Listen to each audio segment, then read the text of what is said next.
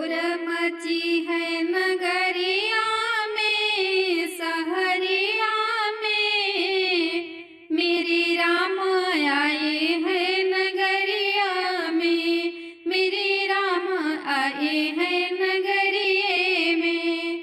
कई सालों से था तंबू में डेरा, देख के तड़पे दिल रोए मेरा। अब राम आए महली में, अब आए अपने महली में, महलिया में, राम आए अवध नगरिया में। शोर मची है नगरिया में, सहरिया में, मेरे राम आए अवध नगरिया में।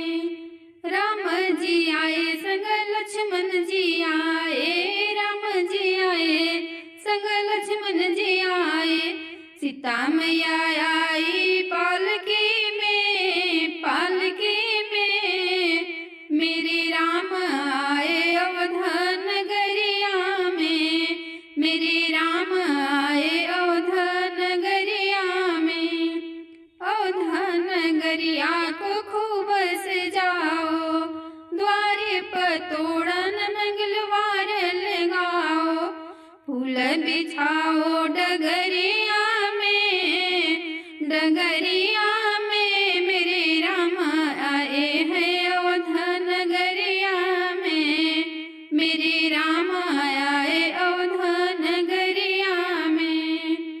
फूल बरसाओ सब राम गुण गाओ, फूल बरसाओ सब राम गुण गाओ।